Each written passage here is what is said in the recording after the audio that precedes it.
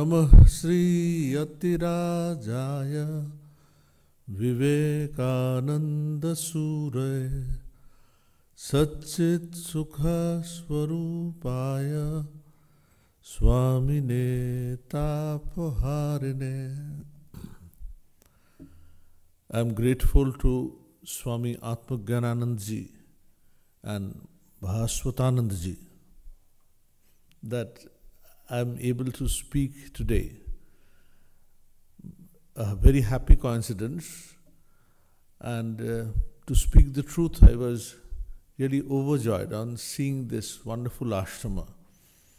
I have been to other ashramas in England or in New York, but the setting of this ashrama, probably because it is relatively new, 27th Foundation Day you are observing now. So the structures are modern, up to date, and the arrangements are also very clean and tidy. So I didn't feel that I am in another country by any means. The ambience, the hospitality, even the food, almost it is back to India once again. So the devotees all assembling today, and probably some are online. So the topic of my discussion would be meditation, an ideal and practices. So I would just tell you that I would base this short lecture on Swamiji's Raja Yoga discussions and then some excerpts from the Bhagavad Gita as well. So meditation is concentration of the mind.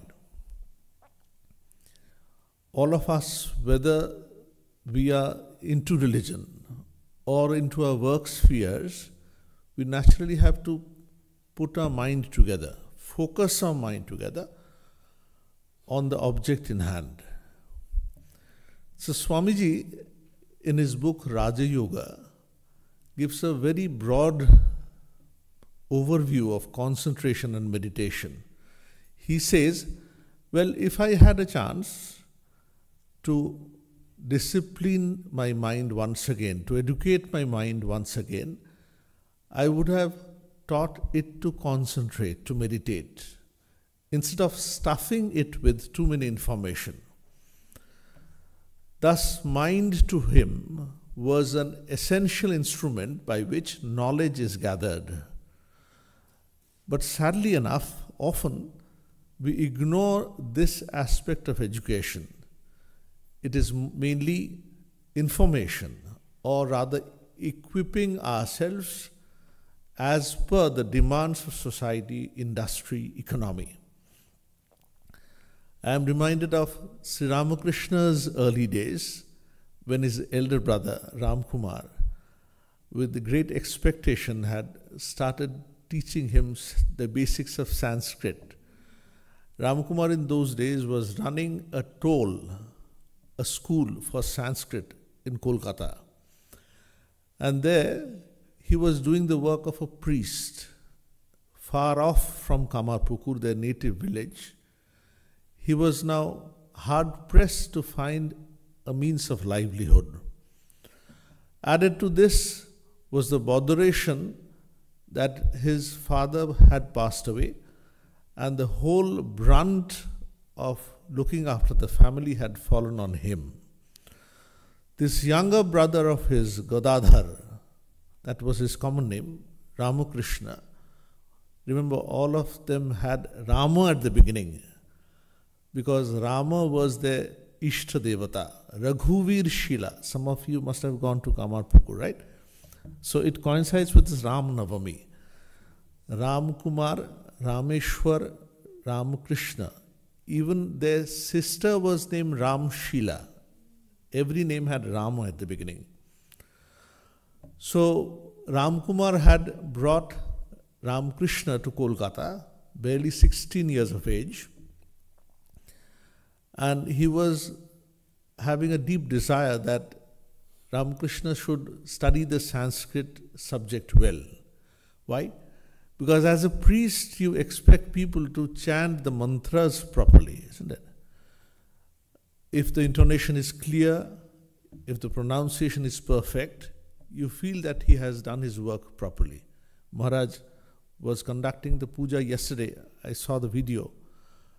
The purer the pronunciation, which he has, I know, the more you feel that the work of worship or the ritualistic part has been done properly. But interestingly, Ramakrishna, that is Gadadhar, his younger brother, spurned this request of his elder brother. In Bengali, those are immortal words. He had said, Chal kola madha bidde China. What is chal kola madha bidde? In those days, you didn't pay in money, neither in check nor online as it is today, right? So they would be paid in kind. Chal is rice, kola is banana, so you pay in kind. So he said, I don't want such an education which is meant for livelihood. Of course, today, vocational education is important. You look for a profession. But here is a wonder kid, if you could call it. He says that the aim of education should be acquisition of knowledge, concentration of the mind, diving deep within to the inner recesses of the mind and seek the wealth that lies within. Of course, probably this teaching wouldn't have suited the vast majority. You can't tell everyone that chal kola madha vidde China, right? People would go without food and an occupation. But here was a different kind. He wants education or knowledge for a higher purpose. So, how do you concentrate your mind? How do you meditate? Swami Vivekananda, in his book Raja Yoga, towards the end of the book, has translated the sutras of Patanjali. So there, in one sutra it is said, Tasya vachaka pranava. Pranava is the Omkara that you see in many places, right? So Omkara, if you go to Swamiji's temple in Belur Math, at the place that he was put to the ashes, on that very spot, Swamiji's temple has come up. And there on the second floor, you see the design Omkara. Because he deeply believed that this was a symbol which can cut across religions. Hindu, Islam, Buddha, Christianity, all of them can take it up as a representation of God. This was not something novel that he was speaking. In fact, the Upanishads, specifically the Taittiriya Upanishad, it mentions that, you see, I'll put you in simple English. It says, you see, every object in the world has a name. This is a human being. This is a table. So every object and its name, they are inseparable from each other. One is known as the Vachya and another is the Vachaka. Vachya is the person or the object meant, and Vachaka is the word that is used to convey the meaning of the object. So the very sutra in this yoga darshan of Patanjali says, Tasya Vachaka Pranava. So Ishvara, who is not seen by us, not felt by the Indriyas, for him to call him by a name, Omkara, Pranava would be suitable, it says. Tasya Vachaka Pranava. Tasya means of that. So of Ishvara, the suitable name, the epithet by which he could be called upon is Pranava, it says. So, see, we call God by different names. In Sanskrit we say Ishvara. In English, God. in Islam, Allah. Sri Ramakrishna's, or the song meant for Sri Ramakrishna says that he called sometimes upon Allah, sometimes as God. In fact, the song says that the different languages use to convey the same thing by different names. Some call it the water, some call it up, that is Sanskrit, some call it pani in Islam. So the same thing is being conveyed by different words in different languages. Similarly, in the different religions, the same Ishvara is called by different names. So can we have a single name which would be acceptable to all the religions? Swamiji says, Omkara could be such a symbol. In fact, he gives a wonderful explanation of this as well. He says, you see, suppose the English language, right? Consider in the different names in the English language or different objects in the English language, all of them basically are using the alphabets. There are only 26 alphabets, as we all know, isn't it? So if one could have a grasp on the alphabets, then by means of rearrangements, theoretically, he goes to the root of all names, right? Whether the proper nouns or the common nouns. Common nouns, say chairs, tables, televisions, etc. So if you get at the root of alphabets, you are basically going to the root of things. Because as the philosophy in Hinduism says, wonderfully it lays down, you see, that this name and form are indifferentiable. If indifferentiable. Whenever you think about an object, at the back of your mind, you are also uttering the name as well, right? But although Ishvara is the same, he is called upon by different names. So Omkara Swamiji says, basically, he first gives a physiological explanation of this. He says, when you utter the word Omkara, then you are using the entire mouth, the tongue, the tip of the tongue. It is going through the entire length of the palate and essentially he says, a, u, ma. They are being used together to give this varna, that is Omkara.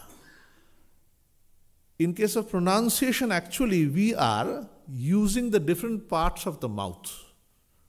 All the alphabets, all the varnas that we use are using the different parts of the mouth and the tongue as well, right? It will be easier to see it in Sanskrit where there are clear 5 vargas, right? Ka, cha, ta, ta, pa. These are known as Vargya Varnas. 5 of them each. 5 into 5 is 25. So every Varga or class, Varga means a class, every Varga is known by a particular part of the mouth. Just to give a simple explanation, Ta, Tha, Da, Dha, Na, these are known as Dantya Varna because when uttering them, you have to touch the teeth. Similarly, Ta, Tha, Da, Dha, Na is known as a Murdha Varna. It touches the palate. So see, if one is noted by the teeth, another by the palate, right? So you are using different parts of the mouth to utter the different alphabets. To cut it short, essentially similarly, when you utter the word Omkara, you are using the different parts of the mouth. So Swamiji says, Omkara in a sense stands as a representative of all the varnas or alphabets.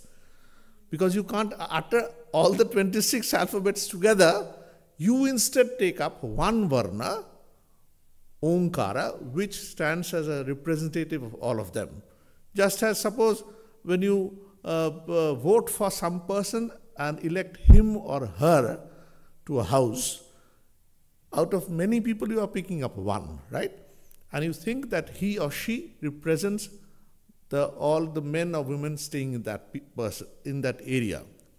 Similarly, Omkara stands as a representative of all the alphabets or varnas. So, Upanishad says, Taittiriya Upanishad says, that Brahman, how do you name him or it rather? In Sanskrit, Brahman is a neutral gender word. Maharaj knows it well. So, he is not characterized as either by he or she. It is characterized by Klivalinga, it.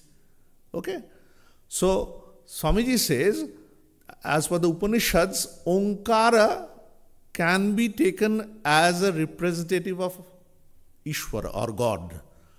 We can call him by different names. Just as the water, in one language we call Jala, in another Pani, and in another water. But it's the same thing. It's the same H2O. Similarly, the same Ishvara is being called by different names. He takes up this Omkara, which can stand for all the religions. All religions can take up this representation of God. So coming back to the sutra, it says, Tasya Vachaka Pranava. Well, you understood what Pranava is. All of us, we have understood.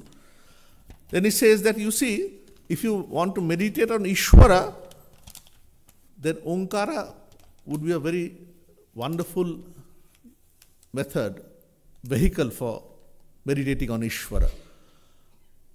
See the next sutra. Tad japa, tad artha bhavanam. Tat japa, meditating on that, or repeating that name. Many of you have taken initiation, right? So you see, during the initiation, inevitably you will have Omkara at the beginning. Omkara is the pious word, auspicious word, that in a sense helps you in getting into this building that Ishvara is. It's like the archway, right? So you meditate on that. Tat japa. You are uttering that name. Artha bhavanam. It's not that like an ignorant person, you only go on repeating the name. That is not enough. Artha bhavanam. Thinking of that as well. You can tell us, well, Maharaji, these are wonderful sutras. But how about practice? When I want to do a japa, I feel sleepy. That is the reality, right? And moreover, when I try to do a japa or a meditation, all other thoughts in the world come rushing in. As if though they had no other time at all.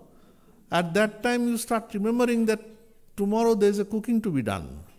And tomorrow at the office, you have got to give a presentation. You try to weed those thoughts out, drive them away, but they are irrepressible. They again and again chase you. And finally, beyond a point of time, you can't sit anymore. You go up, you sit up, try to go to the shelf, convincing your mind that, well, I'll come back again and start my japam. But it never happens. That fortunate moment doesn't arrive again. You have a good pledge. If wishes were horses, right? Such wishes aren't fulfilled. Once you get up, then one work after another goes on piling and piling. So the sutra says, well, what are the obstacles to meditation? I won't read the Sanskrit. I'll only use Swamiji's translation. He says, well, the obstacles are, see the obstacles, so practical ones.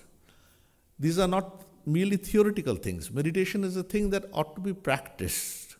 So it says the obstacles are Vyadhi, Sthana, Sanshaya. Okay, you can compare. I'll give a little explanation as well. Anavasthitatva, all of them. What are they? Vyadhi, of course, all of us know, is it? If you ask elder people to come and sit there down and meditate, they would say, Swamiji, you would require a chair. We can't sit on the floor, right? All of us are having pains in the legs. I was watching Maharaji yesterday. He was sitting during the Ramanama. I was admiring him, right? So as you grow up in age, your feelers are being sent from the different parts of the body. They tell you, you can't concentrate. When you look up at the younger children, deep into studies, you feel inspired by them. You feel, couldn't we have gone back to those days? But the body tells you, can't, you can't, you can't. You are an aged person now. Let the children do that. In fact, you sometimes feel relieved. Well, my examination is over. I don't have to concentrate anymore. Right? This happens. So what are the obstacles? He says, Vyadhi is one obstacle, disease. What's the next one? Next one is Dhyana. Dhyana means, it says, the inertia of the mind. Inertia of the mind, okay? You know that you ought to get up now and do the japam or practices, just as you need to do physical exercises in the morning. This is also an exercise of the mind, right? So as when the Guru instructs the disciple, he tells him or her that you ought to do japam twice a day, right? So in all reverence, he or she says, yes, Swamiji, yes, we'll do, okay? That's it. Days go. As the office works pile, as the domestic works pile, then they come up to lesser Swamis like we are and try to get a discount. They say, Swamiji, do we really have to sit twice a day? So what do you mean? You have written in the form, Ramakrishna Mission is systematic. You have written in the form that you ought to do meditation twice a day, right? They go away morose. But we understand they are not going to do twice a day. We understand that well. Then I remember a story that comes in by the writer Rajshekhar Boshu. I was mentioning it elsewhere. The story is named Siddheshwar Limited. They're a merchant. He has taken a mantra, okay? So he has got to do 108 japas. That's the cycle. All of us, we do 108. But he is very busy in his jobs. So what he does is, he prepares a stamp pad. Okay? In the stamp pad, the mantra Durgai Nama is written 12 times. Right? And so whenever he takes he gives one impression, 12 names are taken together. Right? And when he gives 9 such impressions, his job is done. 108 is done, right? So all of us, we try to do this shortcut of the meditation. But actually, what the japa is meant to do is really that whenever you repeat a word, with the word is associated the thought, right? Yesterday we were doing the Ram Nama Sankirtana.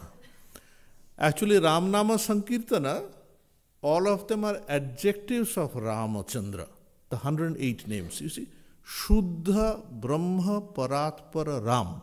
Ram comes at the end. So all of them, Shuddha Ramachandra, who is Shuddha Brahma, is the essence of Brahman he has, right? Kalatmaka Parameshwara Ram. All of them basically are 108 adjectives of Rama. So why are we uttering the Ramanama? Why are we singing the Ramanama? Because through this we remember Ramachandra, on whom we ought to meditate. So as we think about the gunas, the qualities of Rama, it is easier to do a meditation on Rama, right? So suppose you are tremendously busy coming in a train, very tired, and just to keep the Guru's words, you come and sit on your asana and do the japa. But you remember all the while that the train was having a great rush. Again and again someone was trying to elbow me out. So that thought, as it comes rushing in, you can't do japa properly, right? So these are the obstacles to japa. So how do you weed them up? That's the exercise that is to be done during meditation. So let's come to another obstacle, it says. It says Sangshaya. Of course, none of us have to explain it to others, right? Sangshaya. Sangshaya Rakshasa Nasha Mahastram. This is an adjective that Swamiji uses of Sri Ramakrishna. Shanshaya Rakshasa, the demon of Shanshaya. Sometimes it grows so big in our mind that in spite of ourselves, we are pulled away from our desired goals, right? Not only ordinary mortals like us, even such a great person like Arjuna, he was overcome by Sanshaya, right? So at the very beginning of Bhagavad Gita, Shankaracharya, he says, Acha, how come that Sri Krishna, these wonderful teachings of the Gita, why did he utter it to Krishna after all? To Arjuna after all. There were many other persons. Vidura was there, Bhishma was there. Why Arjuna? Then he gives an explanation. You see, when a person who is well established in other fields, is well known to others, when he takes up a particular form of sadhana, practices, then others also follow suit, right? So Christianity, when it crossed the shores of Israel and when it entered Italy, it faced great resistance at the beginning. But finally, when the Emperor Constantine took it up, thereafter it started spreading in Europe as well. Similarly, if Arjuna is convinced that Karma Yoga is the path to be followed, then ordinary mortals would follow up, like us, right? But even that was not enough. In fact, Bhagavad Gita lay somewhat dormant, sleeping within the main texts of Mahabharata for long. It is to the credit of Shankaracharya that he took up this small text that the Gita is, only 700 slokas. You can ideally take it in your pocket as well, the slokas. But Shankaracharya gave such a wonderful explanation, his bhashya, that the world at large riveted its attention on this book. That's such a wonderful book. So what is the beauty of this book, Bhagavad Gita? Bhagavad Gita tells you that, well, for concentration, you need not go to the temple alone. Even in your own workplace that you are in, whether you are in the office, you are in the courtroom, whether you are cooking, in all these places, you can discipline your mind, concentrate. Or rather, only if you are able to have a leash on your mind, can you do your works properly, right? So this Bhagavad Gita has a number of wonderful question and answer format sessions, right? In this method, the basic underlying philosophy is explained all the better. So I take up one sloka which is very pertinent to the topic in hand. Arjuna puts this question. He says, you see, there are some persons, many of us, who are respectful towards a philosophy, okay? But they do not try sufficiently. Well, I have a deep respect for a wonderful life of a monk. But beyond the time I say, these are not practical, you know. These are good for the ashrama. When I'm working in the world, I'm a practical woman, a practical man, laboring it out in the workplace. How are these principles applicable? These doubts, right? So let's look at this sloka. It's so practical, it applies to all of us. Arjuna says, can you kindly repeat with me? Half, huh? I'll utter half slokas. Ayati Sraddhayo Peto. Yes. Ayati Sraddhayo Peto Yogat Chalita Manasa. Yogat Chalita Manasa Aprapya Yoga Siddhim. Aprapya Yoga Siddhim Kam Gatim Krishna Gacchati. Kam Gatim Krishna Gacchati. Next one. Kachinno bhaya vibhrashta, Kachinno bhaya vibhrashta, Chinna Brahm iva nashyati, Chinna Brahm iva nashyati, Apratishto mahabaho, Apratishto mahabaho, Vimudho brahmana pati, Vimudho brahmana pati. Let's look at the meaning. Ayati, who doesn't try hard. Ayati. Shraddhaya upeta. Yet the person is endowed with shraddha. Shraddhaya upeta. He has shraddha, isn't ready to work hard for that.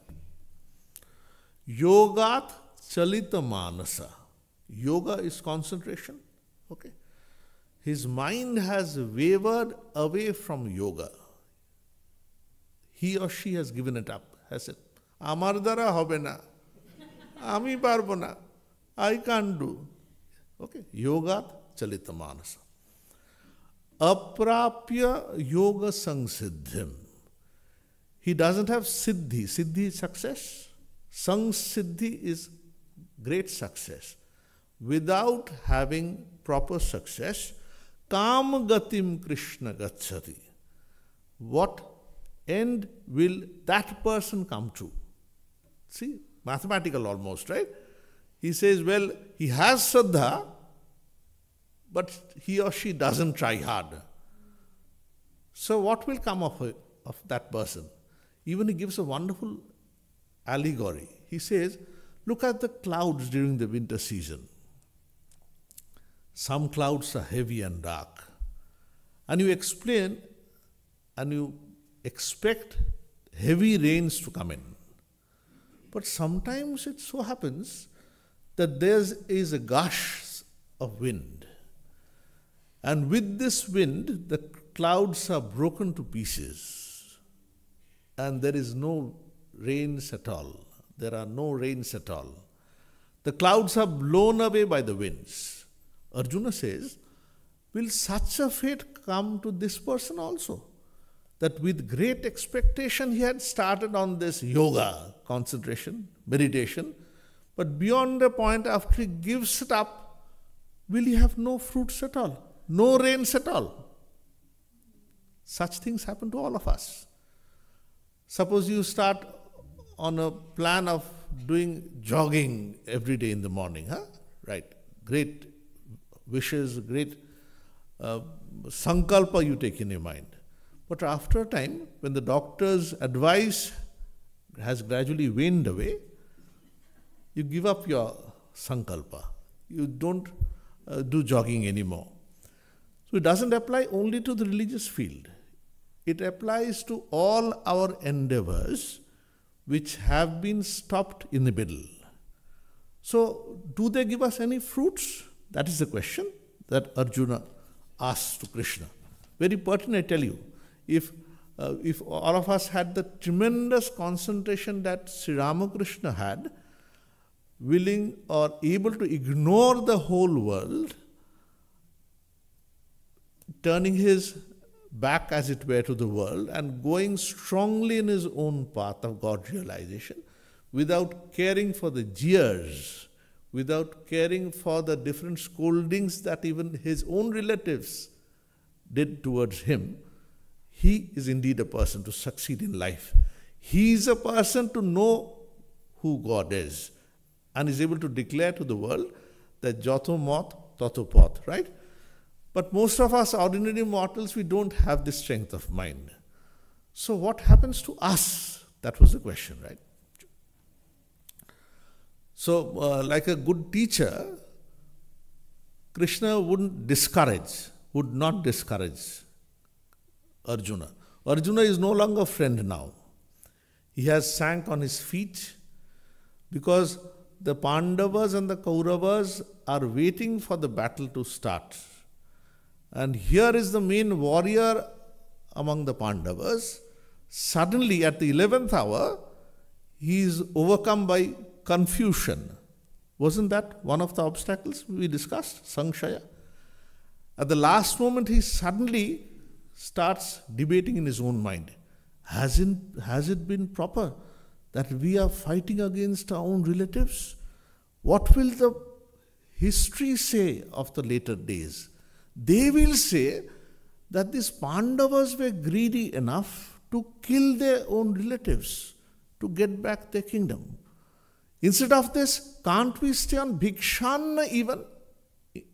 In fact, he utters these words to Krishna.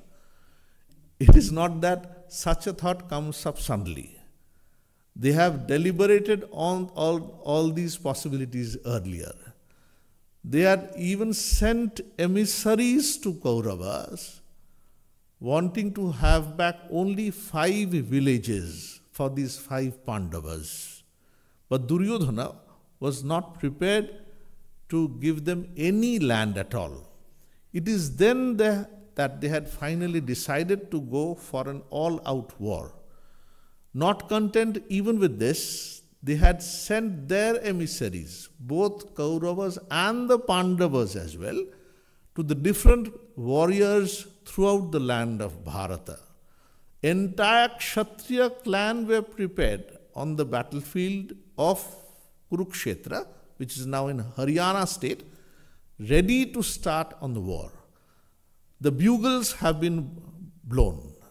Conch shells were blown, right? It comes at the beginning of Gita. And then at this juncture, suddenly Arjuna says, I shouldn't fight at all. Then in supplication he says, Hey Krishna, I don't know what should be done. Kindly advise me. When a person surrenders fully to a teacher, then only he opens up and guides him. Krishna didn't start speaking suddenly, no. He allowed Arjuna to go on rambling. The different Sangshaya, the different debates that were going on in the mind of Arjuna, he first unearths it fully in front of Krishna. Just like a good doctor, a psychiatrist, he listens to the patient fully and then gives his prescription. In the middle, Arjuna would sometimes put question as well. So he has put such a question. So Bhagavan, what would he say? Because you see, during a meditation, concentration, for all of us, these are necessary steps. He says, one more chanting, please chant together, right? Partha naivehana mutra, Partha naivehana mutra, Vinashah tasya vidyate, Vinashah tasya vidyate, Nahi kalyanakrit kaschit, Nahi kalyanakrit kaschit, Durgatim tata gacchati, Durgatim tata gacchati. Not very difficult words. In fact, for all of us who have been in India, we can find semblances of these words in our own languages, right? So, Partha na iva iha, neither here, na amutra, that is hereafter, vinasha tasya vidyate. That person would never meet disaster, either here or there. So first he assuages him that you need not be afraid. Then he says, these are bold words, he says, Nahi kalyanakrit kaschit. One who wants to good things, kalyanakrit, kaschit is anyone, durgatim tata gacchati. He can never come into a sorry state of affairs. In fact, Krishna says later on, in another verse, he says, I will definitely protect him. Don't think about Krishna as a person. It is the power of good that will protect a person who has sought to walk on the path of good. So whenever you concentrate your mind, these thoughts would definitely be there. That if I can't continue with my japam, লিখে তো দিয়েছিলাম গুরুদেবকে যে মধুবেলা জপ করতে পারছি না, কি হবে তাহলে? great sin will come to us. Ki hobe tale Maharaj? These happen, right? These confusions come to the mind. But he says, no, whatever effort you have put together, that will only come to good at all. So, no efforts will go in vain. That is the basic premise. So, well, these are the failures. Suppose you are not successful, what will be the result? That was the premise. But why should we all be failures? In fact, we are successful to a large extent. So how would you be successful in meditation? Some of the basic prescriptions, right? So there are two parts to it, two dimensions to it rather. First of all is the physical dimension. Your eating, your sleeping, you should have a control over that. So this is the sloka. Yuktahara viharasya, yes. Yuktahara viharasya yukta cheshtasya karmasu yukta cheshtasya karmasu yukta swapna vabodhasya yukta swapna vabodhasya yogo bhavati dukkha yogo bhavati dukkha. It says, you see, you must be yukta, that is control, measured. In what? Ahara vihara. Of course, even the doctor tells you that. Ahara, in food. Vihara is moving around. Yukta cheshtasya. Cheshta is effort. Sometimes we are so bloated up by our success that we can't rest at all. Like an engine, success goes on pushing us to newer and newer activities. This is known as rajasika tendencies. Yukta cheshtasya is when your cheshta, your efforts are under control. Yukta cheshtasya karmasu, in works. Yukta swapna avabodhasya. Swapna is dream, when you sleep. Avabodha is waking up. He says, in sleeping or in waking up, you must be measured. It's not that you go on working day in and day out, or neither it is that you go on sleeping day after day, neither would bring you success. You should be measured in these. Yoga bhavati dukkha. We are discussing meditation, right? Yoga. So such yoga will result in the removal of dukkha. Dukkha ha. Ha, from the word ha comes here. What is it to be given up? So by means of such practice of yoga, dukkha, that is the feeling of being morose, sad, such feelings would go away. Will give you a sense of freshness of mind, right? Even if you concentrate, suppose all of us, we have such experiences. You will see, suppose because of some occasion, you had to concentrate your mind. Probably you had to appear for an examination. As you concentrate the mind, there is a certain purity that arises. And you start thinking that, well, how good it would be if I would have concentrated my mind earlier. How good it would be if I do that before the next examination as well. We make such resolves, but quickly forget them, of course, right? Again, the next examination comes in, it knocks on the door, and again you start thinking, if we could have started studying still earlier. So why are studies important? In fact, Upanishad says, Swadhyaya pravachanabhyam na pramaditavyam. Swadhyaya is bookish learning, books. Often we say, mere book learning doesn't take you anywhere. That's right. But studies, they encourage you to think deeply, to think on your own, not what the Swamis say, or not even what Swami Vivekananda or Sri Ramakrishna has said. You need to digest those thoughts within yourself. You must be able to own them, so much so that you will be able to do a pravachana as well. Pravachana is teaching others. When you teach others, when you speak before others, you will see those own thoughts of yours being all the more strengthened, finding its roots all the more.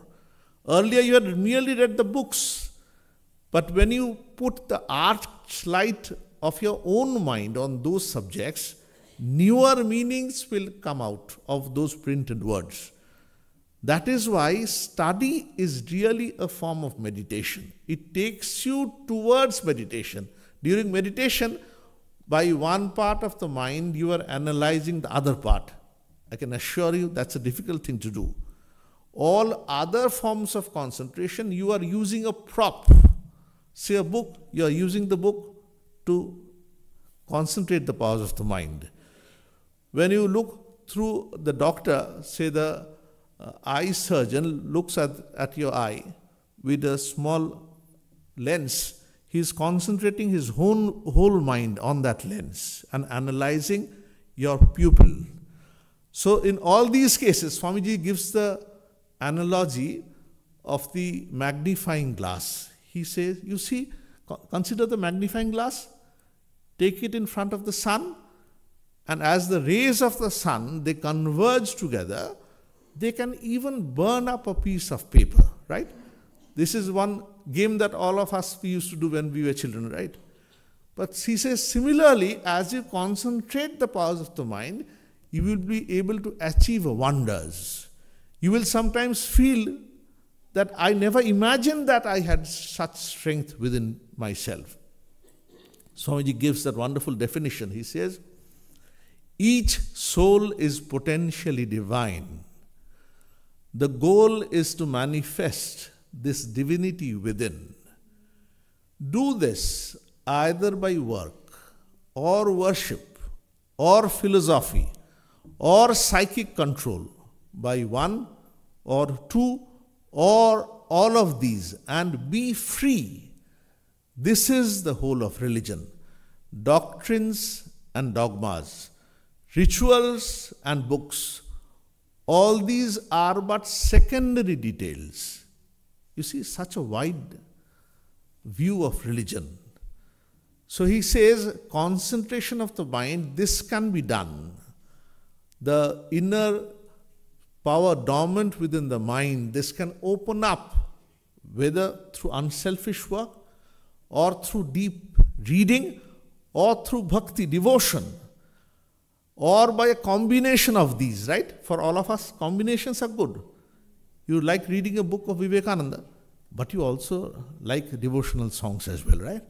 You also like to do some serving when a good feast is going on in the temple. All these works, right? Karma yoga, bhakti yoga, jnana yoga. And all of these, as per your capabilities, your character, these must be explored. Why? In order so that you unhinge your own possibilities. These possibilities are there dormant, sleeping, which tells you again and again, one part of the mind, it says, you won't be able to do this. That inner potential tells you, why not? You would be able to do. I'm almost out of time. So I'll tell you a small incident which Swamiji would mention. He would say, in those days, actually Ireland was a very poor country. And there would be many migrants from Ireland who would come to the US seeking for employment. Swamiji says in one of his lectures, he says, I would watch the Irish migrants when they would first land on the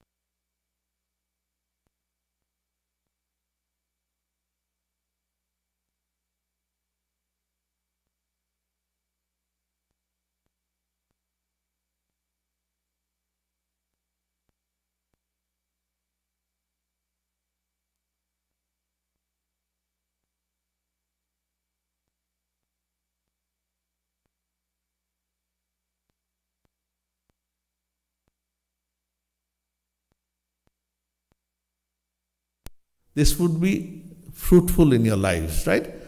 As you practice how to concentrate the mind, how to discipline in your mind, by whichever means, you will find great power gradually welling up from within. So I would open the floor for some discussion, some comments or questions so that it will be more meaningful. Right. How would you differentiate between japam and meditation? If I can do japam but not meditation, is that okay? Acha, acha. So her question was, what is the difference between japam and meditation, right? Acha. The Patanjali's sutras, which we mentioned, are known as the Ashtanga Yoga. Ashta means 8, Anga are limbs. So, of these 8, the last 3 are termed Dharana, Dhyana and Samadhi, right? Dharana, Dhyana and Samadhi. Dharana is the initial fixing of the mind on an object. This is Dharana. Dhyana is, see, whenever you try to fix your mind on the object, the mind is like a cork in the water, right? It sometimes goes within, then goes up, goes within and goes up. So the Yoga Sutras speaks about the vrittis of the mind. Vritti are the waves. So as the different waves rise only for a few seconds in the mind. So as the different waves, they are fixed on the same thought, then a dharana turns into dhyana. Right? So when you do a japam, you are really trying to do the dharana, fixing the mind. You will see all of us, it happens. As you do the japam initially, the immediate works, those that you have performed, you remember them all the more, right? Because those physical works have left an impression on the mind. Very difficult to remove them immediately and tell the mind, no, don't think about them anymore. Only do japam. It won't. So as you gradually weed those thoughts away, one process, it says pratyahara. Pratyahara means just like the flying of the kite, there's a thread in your hand, right? As there's a strong wind, the kite is being drawn away in different direction. Just like the mind is being pulled away in a different direction. But the person with thread in his hand, he would try to draw the kite nearer and nearer, right? So similarly, we are trying to pull the mind back on its object. This is pratyahara. So as you are able to do this more and more, dharana turns to dhyana. The more you do that, it can turn into samadhi as well. We have seen such things happening in Ramakrishna's life, isn't it? Because when Dr. Mahendralal